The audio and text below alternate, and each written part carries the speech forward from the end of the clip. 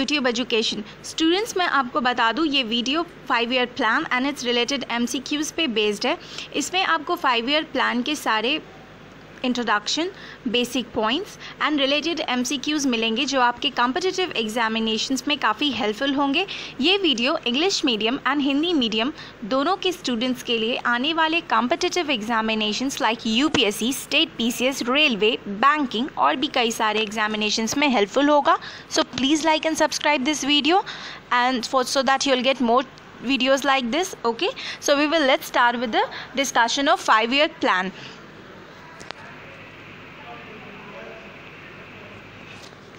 Five-year plan of India. The first 5-year plan 1951 to 56 period. The first point in this 5-year plan, the period is written over the screen, that is 1951 to 56. You may note down it. Okay, and now the moving to first point we have, this plan was based on the Harrod-Domer model. I repeat, Harrod-Domer model. मैं आपको बता दूं कि आपके examination point of view से what ever भी necessary points मैं आपको नोट कराऊंगी। सो आप प्लीज़ पेन एंड पेपर के साथ रेडी रहें एंड आप उन्हें नोट करें। सो the first point is this plan was based on the Harrod-Domer model, and now we will talk about the Harrod-Domer model. So let's start with the discussion. Okay, the Harrod-Domer model is a classical Keynesian model of economic growth. Okay, it is used in the development economics to explain an economy's growth rate in terms of the level of the saving and productivity of capital. It suggests that there is no natural reason for an economy to have balanced growth. मैं आपको बता दूँ, this model basically says that there is no natural reason for an economy to have a balanced growth. ऐसा कोई एक natural reason नहीं है economy के लिए जो balanced growth ला सके, जहाँ पे growth balanced की जा सके. Okay, this model was developed independently by Roy F. Harrod. That's why it is named Harrod-Domer model. So please note down the name of the person who had developed it, Roy F. Harrod, in 1939.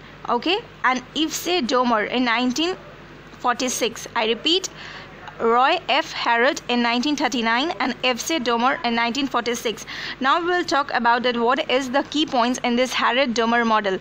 According to Harrod-Domer model, students, there are 3 kinds of growth. इस model में 3 तरह की growth बताई गई है. The one is warranted growth. I repeat, warranted growth. Number 2, actual growth, and third is natural rate of growth. So warranted growth rate is the rate of growth at which the economy does not expand indifferently or go into recession.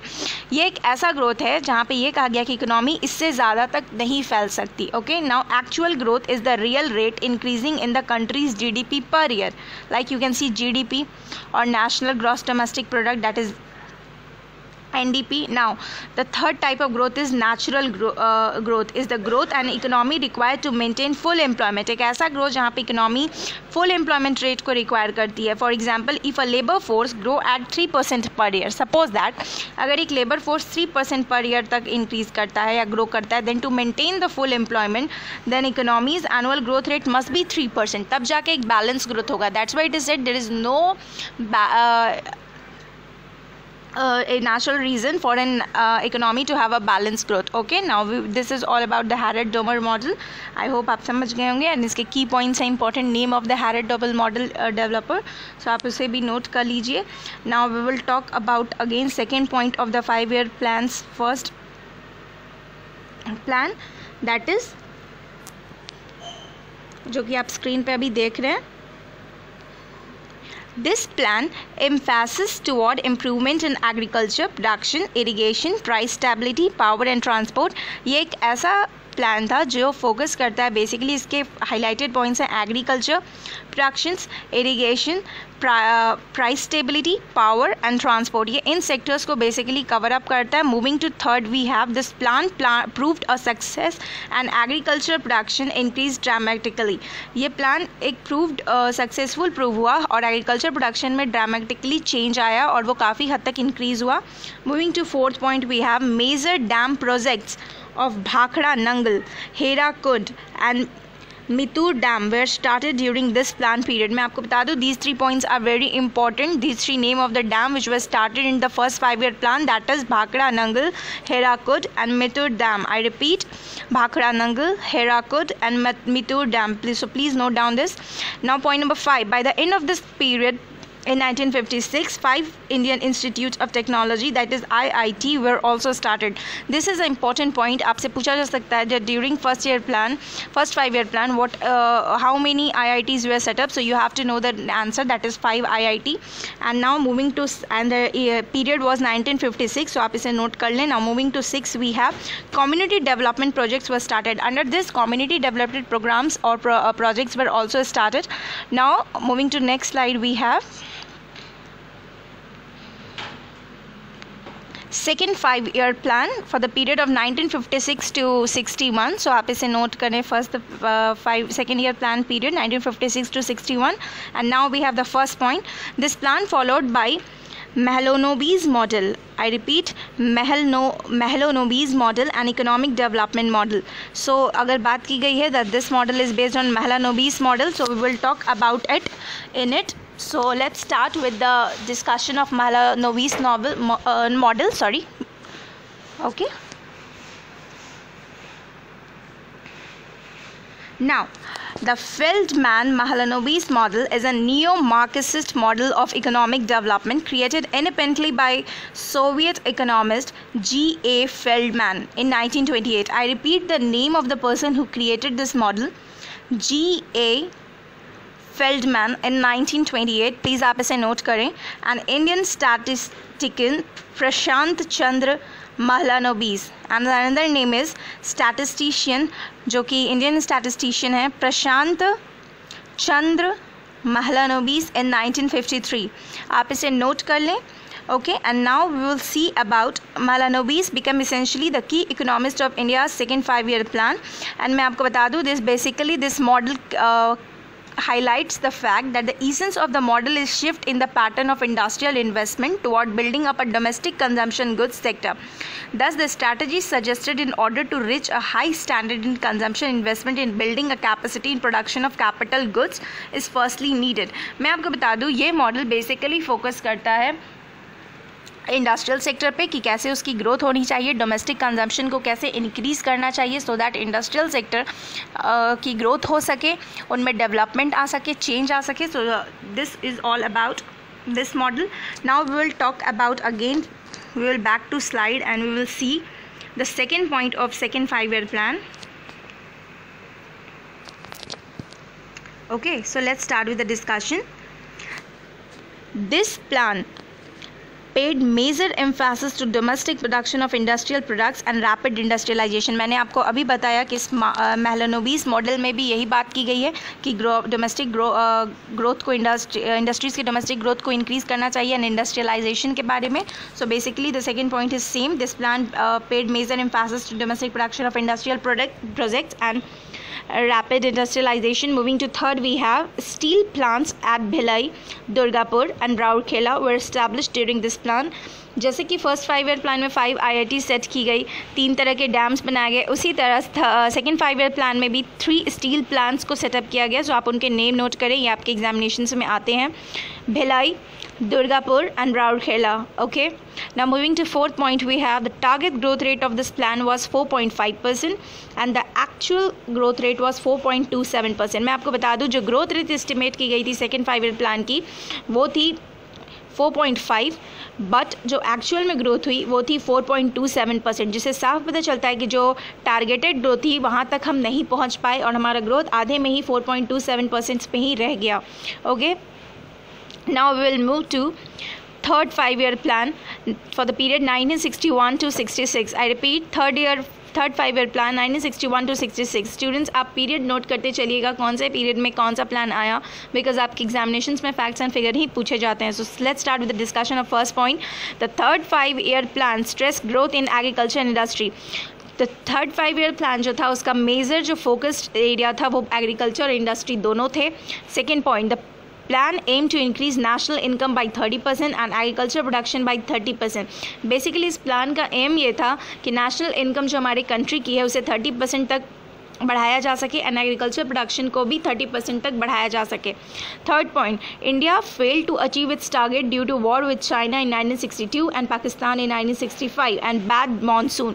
मैं आपको बता दूं, third 5 year plan के जो target थे कि 30% national income को बढ़ाना है, 30% एग्रीकल्चर प्रोडक्शन को बढ़ाना है, वो फेल इसलिए हो गया बिकॉज चाइना से हमारी वॉर हो गई 1962 में।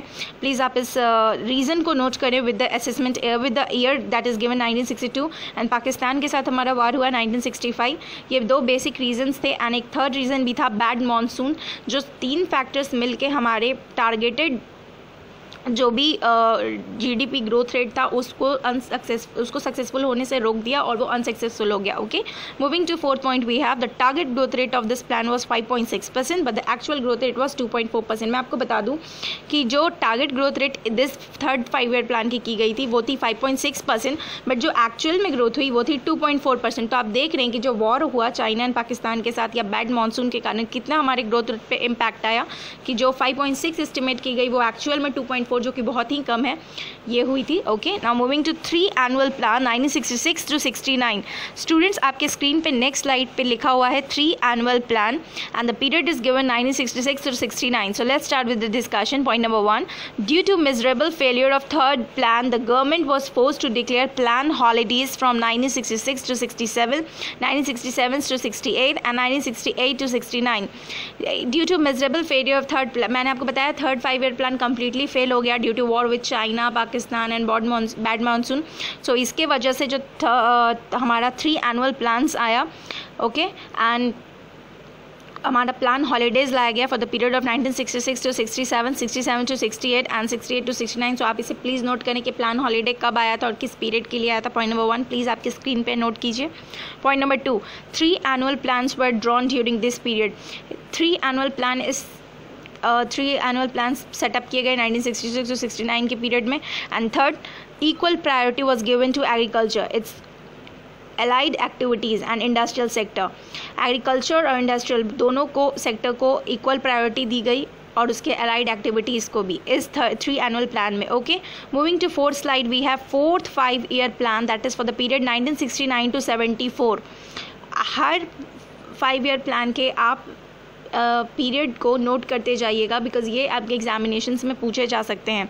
Point number 1, this plan emphasis toward agriculture growth and green revolution in India, advance agriculture production. Basically fourth 5 year plan का जो फोकस था वो था आपके एग्रीकल्चर के ग्रोथ पे एंड ग्रीन रेवोल्यूशन पे, हरित क्रांति भी जिसे हिंदी में कहा जाता है in India. Advance agriculture production, ताकि एग्रीकल्चर प्रोडक्शन को एडवांस किया जा सके जिसमें HYV सीड्स का यूज़ हो सके, latest technologies, new education facilities को इम्पोज किया जा सके ताकि एग्रीकल्चर में और इन्हांसमेंट लाया जा सके, उसकी प्रोडक्शन को बढ़ाया जा सके। Okay, moving to point number 2, we have 14 major Indian banks were nationalise during 4th year 5 year plan. Please note down the fact that is 14 major Indian banks were nationalized. And moving to third point, we have the target growth rate was 5.6% but the actual growth rate was 3.3%. जैसा कि आप screen पे देख रहे हैं, target growth rate जो 4th 5 year plan की गई थी वो थी 5.6%, बट अगेन जो एक्चुअल ग्रोथ रेट हुई वो 3.3% जो कि काफ़ी कम है। सो आप देख रहे हैं कि 4th 5 ईयर प्लान भी सक्सेसफुल नहीं हो पाया। प्लीज़ आप इसे भी नोट कीजिए। Moving to next slide, we have fourth point, India conducted nuclear test in 1974। And एक और इम्पॉर्टेंट चीज़ हुई थी 4th 5 ईयर प्लान के दौरान, दैट इज़ इंडिया ने अपना न्यूक्लियर टेस्ट कंडक्ट किया था जो कि ईयर लिखा हुआ है 1974। प्लीज़ आप उसे नोट कीजिए। Moving to next, we have 5th 5 year plan for the period of 1974 to 78। आपके स्क्रीन पे स्टूडेंट्स आपको दिख रहा होगा 5th 5 ईयर प्लान और उसके असेसमेंट पीरियड लिखे हुए हैं 1974 टू 78। प्लीज़ आप इसे नोट कीजिए। And now let's we talk about the first point. This 5 year plan laid stress on employment, checking inflation, poverty alleviation that is गरीबी हटाओ and justice। मैं आपको बता दूँ इस प्लान का जो बेसिक एम था वो था एम्प्लॉयमेंट, सबको नौकरी प्रदान करना, चेकिंग इन्फ्लेशन स्टूडेंट्स एक ऐसा सिचुएशन होता है जब इकोनॉमी में प्राइसेस बढ़ जाती हैं, डिमांड्स घट जाते हैं। ओके, सो उस इन्फ्लेशन रेट को चेक करना कि किस कारण से इन्फ्लेशन हो रहा है, किस कारण से उसे कम किया जा सकता है। Okay, and poverty alleviation that is गरीबी हटाओ। And last one is justice, to provide equality and justice, maintain a law and order. This was the basic aims and the key points of fifth 5-year plan. Moving to point number 2, we have the plan also focus on self reliance in agriculture production and defense. Earlier क्या था, हमारी Indian economy जो थी या हमारा जो India का agriculture था और डिफेंस था वो सेल्फ रिलायंस नहीं था, हम खुद पे निर्भर नहीं थे, we are dependent on other. और इस वजह से दिस प्लान लेड एम्फेसिस कि इंडिया को सेल्फ रिलायंस बनाना है एग्रीकल्चर प्रोडक्शन में भी, because agriculture is the backbone of Indian economy as we all no.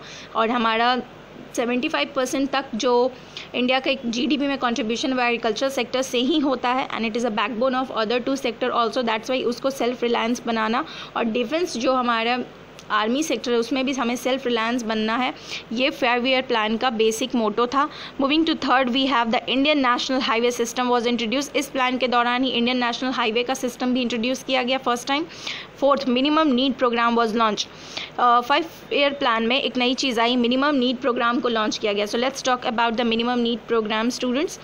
Minimum need programme is basically MNP in short form, was introduced in first year of 5th 5-year plan for the period 1974 to 78 to provide certain basic minimum needs and improve the living standard of people. आप note कर लीजिए इस plan की basic मोटो क्या था.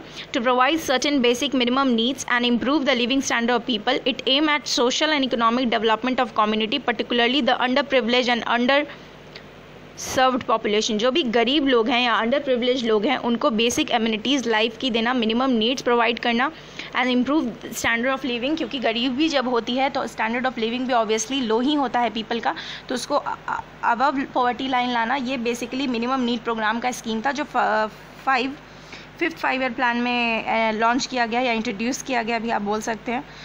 Okay, now we will again talk about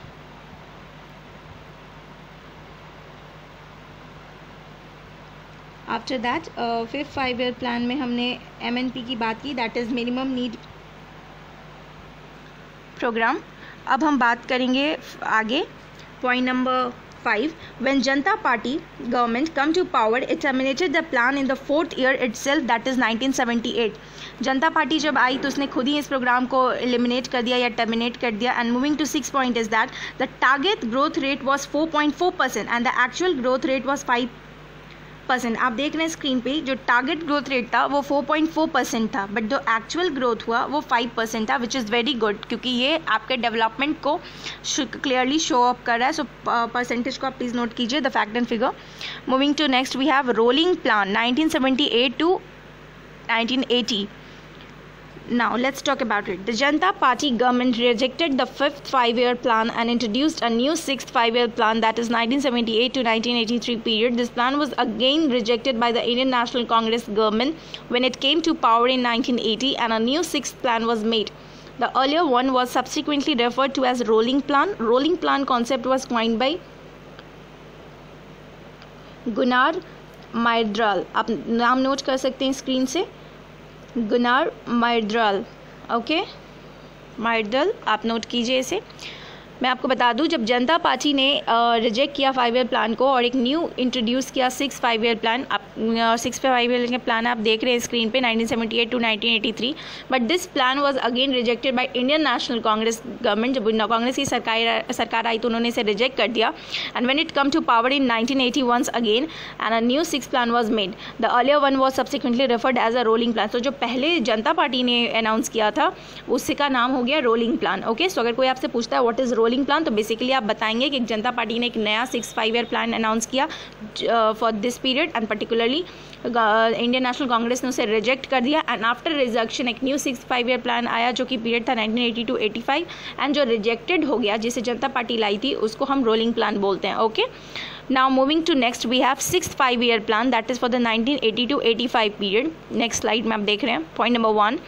this 5-year plan mark the beginning of economic liberalisation. Liberalisation एक situation होती है जब जो भी टैक्सेस हम इम्पोज करते हैं इम्पोर्ट एंड एक्सपोर्ट पे उसको लिबरलाइज करना, उसमें कुछ फ्रीडम देना ताकि इंपोर्ट एक्सपोर्ट को, फॉरेन एक्सचेंज रिजर्व को हम डेवलप कर सकें, उनमें थोड़ी फ्रीडम ला सकें. So the first 5-year plan mark the beginning of economic liberalisation. Okay, moving to next we have point number 2. This plan focus equally on infrastructure and agriculture. Basically ये plan भी infrastructure and agriculture पे focus करता था. Infrastructure यानी कि roads, railways, highways के development पे and agriculture sector पे. Point number 3, the 6th 5-year plan was a great source to Indian economy. The target growth rate was 5.2 and the actual growth rate was 5.4%. आप screen पे देख रहे हैं कि rate इस साल भी 6th 5-year plan ने कितना बेनिफिट किया इंडियन इकोनॉमी को. टारगेट ग्रोथ रेट 5.2 था, बट द ग्रोथ उससे ज़्यादा हुई, that is 5.4%, which is very good. Please note down this fact and figure. Moving to next slide, we have 7th 5-year plan for the period of 1985 to 90.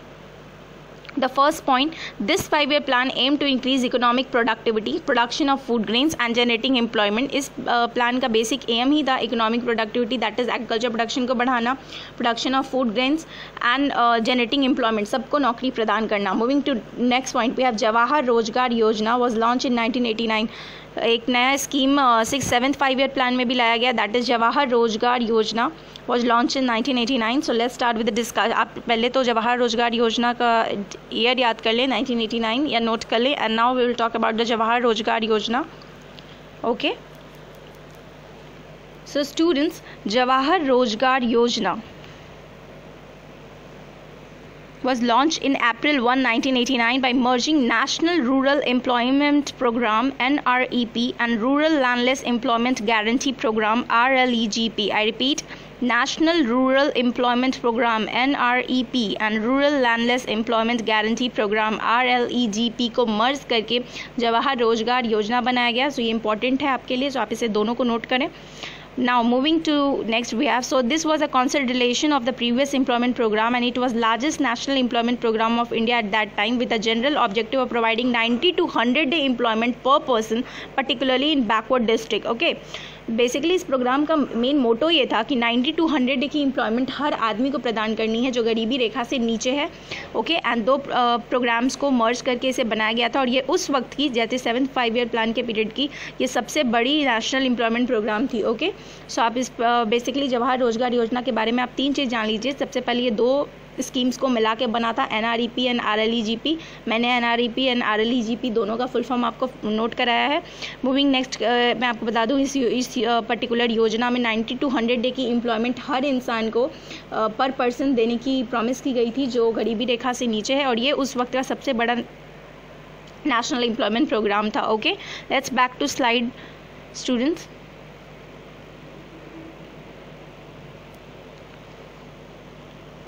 We have again now 7th 5-year plan. Point number 3, the plan was very successful. The target growth rate was 5% and the actual growth rate was 6%. Again this 7th 5-year plan was also very successful. Target growth rate हमारी 5.0% थी and actual growth rate हमारी 6.01% हुई, जो कि काफ़ी Indian economy के लिए beneficial है. Now period 1989 to 1991. Okay,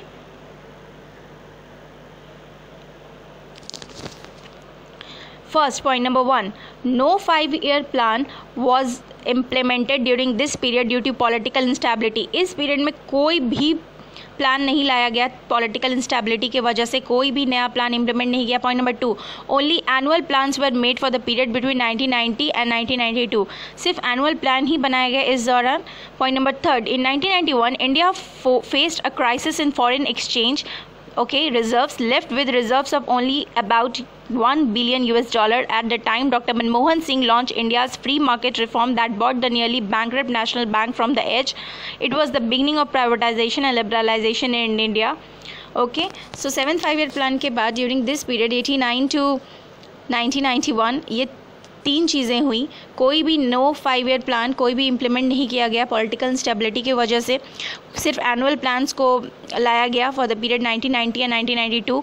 and in 1991 India foreign exchange reserve के बहुत बड़े क्राइसिस से गुजर रहा था. सिर्फ $1 billion ही बचे थे रिजर्व के तौर पे. तब मनमोहन सिंह जी ने फ्री मार्केट रिफॉर्म लाया एंड नियरली जो भी बैंकरप्ट नेशन थे उनको वापस एज पे पहुंचाया गया. सो एंड बिगनिंग एंड था ये प्राइवेटाइजेशन एंड लिबरलाइजेशन का इंडिया में. Okay, moving to next 8th 5-year plan, that is for the period 1992 to 1997.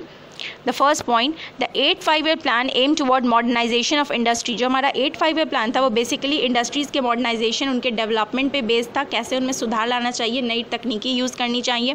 Point number 2, the main objective of this plan were controlling population growth, poverty reduction. इस plan का basic जो मोटो था वो और objective था वो था कंट्रोलिंग पॉपुलेशन ग्रोथ, क्योंकि high population basically Indian economy को डिसएडवांटेज प्रोवाइड करेगी, सो इसलिए कंट्रोल करना पॉपुलेशन ग्रोथ को, एंड पॉवर्टी रिडक्शन के लिए, एम्प्लॉयमेंट जनरेशन के लिए, स्ट्रेंथनिंग द इंफ्रास्ट्रक्चर, ये सब इसके ऑब्जेक्टिव थे, आप नोट कर लीजिए। Point number 3, the target growth rate was 5.6% and the actual growth rate was 6.8%। Again this 8-5 plan going is beneficial for the Indian economy, as हमारी जो टारगेट ग्रोथ थी वो 5.6% थी, but the actual growth rate was 6.8। Please note down this fact and figure. Now 9th 5-year plan, और next slide we have 9th 5-year plan for the period 1997 to 2002. Point number 1, this 5-year plan gave priority to agriculture and rural development with a view to generating adequate productive employment and eradication of poverty. इस plan का जो basic priority दिया गया था इस plan में वो agriculture and rural development पे था, और इसकी व्यू जो माइंड में केप्ट करके रखी गई थी वो ये थी कि एडिक्वेट प्रोडक्टिव एम्प्लॉयमेंट प्रोवाइड कर सके, and eradication of poverty, that is poverty यानी गरीबी हटाओ।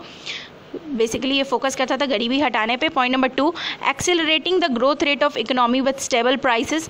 जो भी इन्फ्लेशन या अनस्टेबिलिटी थी इंडियन इकोनॉमी के मार्केट में उस टाइम, उसको वापस से स्टेबल लाना, ये भी 9th 5-year प्लान में कहा गया था। Point number 3, ensuring food and nutritional security for all. Point number 4, containing the growth rate of population, and point number 5, the target growth rate was 6.5% and actual growth rate was 5.4%। So this 9th 5-year plan was not so successful, as the target growth rate आप देख रहे हैं screen पे 6.5% थी, but actual growth हमारी 5.4% ही हुई। Students मैं आपको बता दूँ, जब भी आप 5-year प्लान की पढ़ाई करें तो जो बेसिक स्कीम्स किस 5-year प्लान में आए, कौन सा टारगेट ग्रोथ क्या था किस 5-year प्लान का, एंड कितनी उनमें इंक्रीज आई डिक्रीज आई, क्या स्कीम्स आए, क्या उनका एम्स था, मोटिव था, किस स्कीम में क्या कहा गया, यही आपके लिए इंपॉर्टेंट है। सो आप इनको नोट करते जाइए क्योंकि मैं आपको बताते जा रही हूँ। Now moving to next, we have 10th 5-year plan for the period of 2002 to 2007. This 5-year plan aims to achieve 8% average GDP growth rate for the period 2002 to 2007। जो हमारा 10th 5-year प्लान था इसमें इसका M रखा गया था 8% GDP growth rate को achieve करना। Point number 2, creation of 50 million employment opportunity in the next 5 year। Point number 3, reduction in gender gaps in literacy and wage rate by at least 50% by 2007। Please note down the third point. Moving to 4th, we have reduction of poverty rate by 5 percentage point by 2007। Please note down again how much reduction in poverty rate was fixed in 10th 5-year plan, that is 5%. Moving to point number 5, 20-point programs was introduced. Again note down this. And point number 6, the target growth rate was 8.1%, the actual growth rate was 7.3%.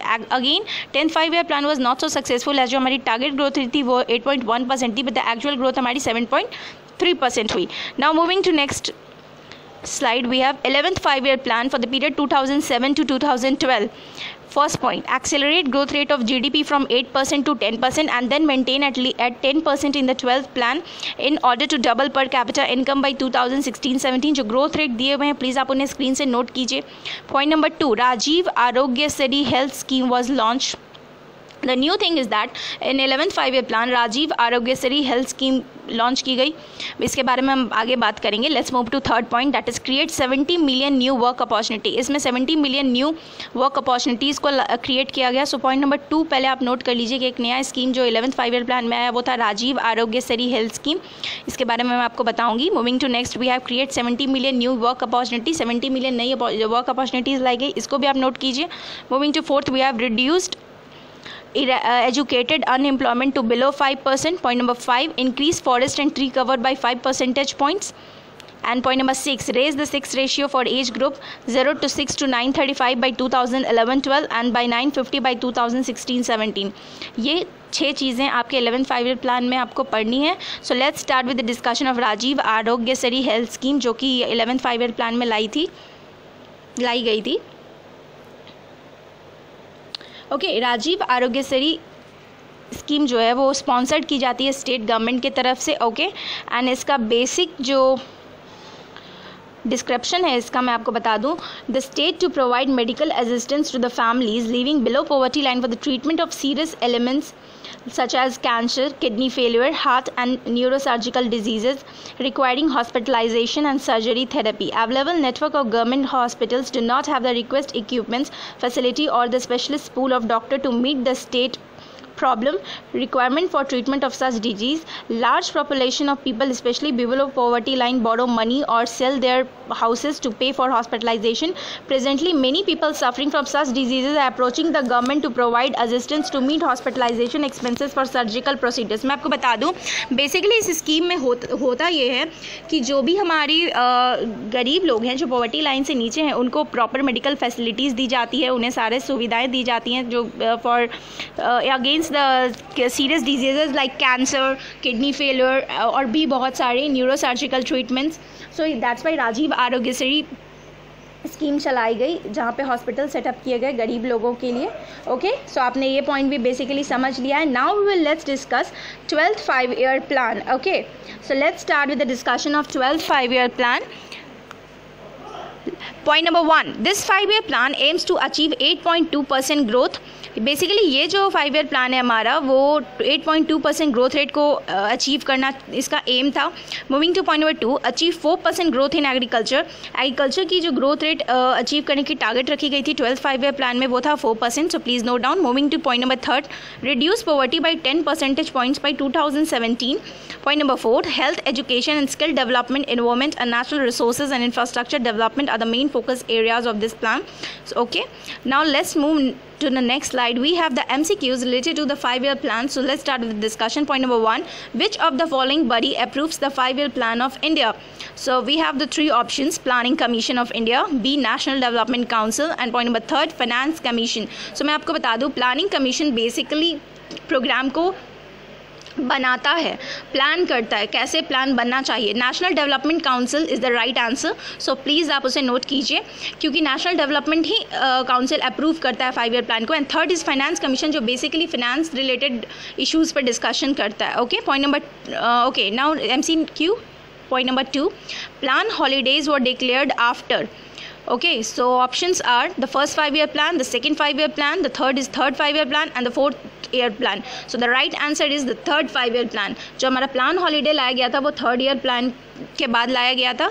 So please आप इसे note कीजिए. Now third MCQ, the first 5-year plan of government of India was based on. You have 4 options. Number 1, Leontief input output model, B Harrod-Domar model, point number C Mahalanobis 2-sector model and point number D Mahalanobis 4-sector model. So मैं आपको बता दूँ first 5-year plan मैंने आपको इस discussion में भी बताया Harrod-Domar मॉडल पे बेस्ड है.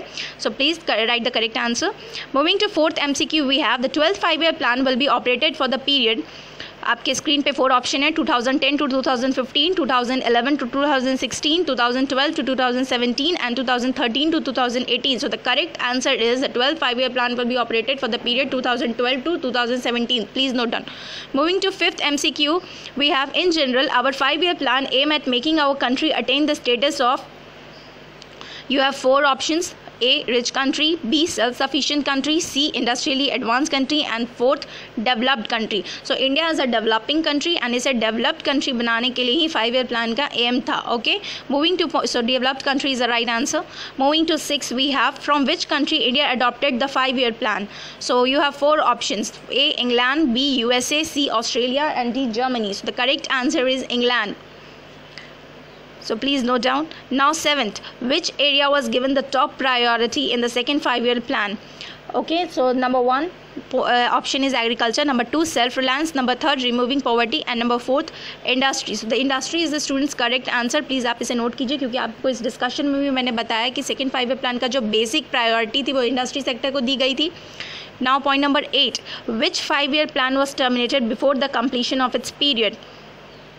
सो आपके स्क्रीन पे अगेन 4 ऑप्शन है: first 5-year plan, first 5th 5-year plan, point number 2 6th 5-year plan, C 7th 5-year plan and D 8th 5-year plan. So जो हमारा 5-year प्लान टर्मिनेट हो गया था कंप्लीशन ऑफ इट्स पीरियड वो था 5th 5-year plan. So please tick the correct answer 5th 5-year plan. Point number 9, who introduced the concept of 5-year plan in India? You have again 4 options: A Lal Bahadur Shastri, B Jawaharlal Nehru, C Indira Gandhi and D B.R. Ambedkar. So the correct answer is Jawaharlal Nehru. So please note down. Okay, now 10th MCQ, in which 5-year plan India opted for mixed economy? So point number A, first 5-year plan, point number B, second 5-year plan, point number C, 5th 5-year plan, and point number D, 10th 5-year plan. So the correct answer is 7th 5-year plan. Please आप इसे note कीजिए, 7th 5-year plan. Second 5-year plan is the correct answer. In which 5-year plan opted for mixed economy? So the correct answer is B, second 5-year plan. Now moving to 11th MCQ, who among the following was the first chairman of Planning Commission? So you have 4 options. First, Dr. Rajendra Prasad, B, Pandit Jawaharlal Nehru, point number C, Sardar Vallabhbhai Patel, and D, J.B. Kripalani. So the correct answer is Pandit Jawaharlal Nehru was the first chairman of Planning Commission. Moving to 12th MCQ, we have 11th 5-year plan aim at achieving 10% rural tele-density in India for the percent 1.9% by the year A, 2009, B, 2010, C, 2011, and D, 2012. So the correct answer is 2010. Students, please note down. Moving to 13th MCQ, we have which one of the following statement regarding monitorable social economic target of the 11th 5-year plan under the head environment is not correct? So point number A, treat all urban wastewater by 2011-12 to clear river water. B, increase energy efficiency by 20 percentage points by 16-17 assessment year. C, attain WHO standard of air quality in all major cities by 2011-12. And D, increase forest and tree cover by 15 percentage points. So the correct answer is D, increase forest and tree cover by 15 percentage points. इस discussion में भी मैंने आपको पहले ऊपर ये बताई है ये बात. Moving to 14th, we have which one of the following is the correct sequence in decreasing order of contribution of different sectors to the gross domestic product India. You have 4 options. A, service industry agriculture, B, service agriculture industry, C, industry services to agriculture, and D, industry to agriculture to service. The correct answer is A, service to industry then agriculture. Please note down it. Now 15. Who is the ex-official chairman of Planning Commission and National Development Council? So you have 4 options. A, Prime Minister, B, Finance Minister, and D, Commerce Minister. So the option correct answer is Prime Minister. Please note down कीजिए आप इसे. Now 16. Which statement is correct for Indian Planning Commission? Point number A, it is not defined in Indian Constitution. B, member and vice chairman of it do not have a fixed working duration. C, member do not require any minimum education. And D, all of these. So मैं आपको बता दूँ, all of these is the correct answer. Point number D, as Planning Commission में is the term which is not defined in the Indian Constitution. इसके लिए member जो होते हैं और जो वाइस चेयरमैन होते हैं उनकी फिक्स वर्किंग ड्यूरेशन फिक्स नहीं होती है. And member do not require any minimum education. So ये सारे ऑप्शन सही हैं. So all of these. Moving to 17 point. Person below the poverty line in India are classified as such based on whether A, they are entitled to minimum prescribed food basket. Point number B, they get work for the prescribed minimum number of days in a year. Point number C, they belong to agricultural, laborer, household and the scheduled caste tribe social group. And D, their daily wages fall below the prescribed minimum wages. So the point number A is the correct answer, students, that the person below the poverty line in India are classified as such based on whether they are entitled to a minimum prescribed food baskets. So please note down. And last one is your point number 18 MCQ, that is, which of the following committees' recommendations are being followed for estimating poverty line in India? So there are 4 options: Dutt Committee, Chelaye Committee, Chakravarti Committee, and Lagdawala Committee.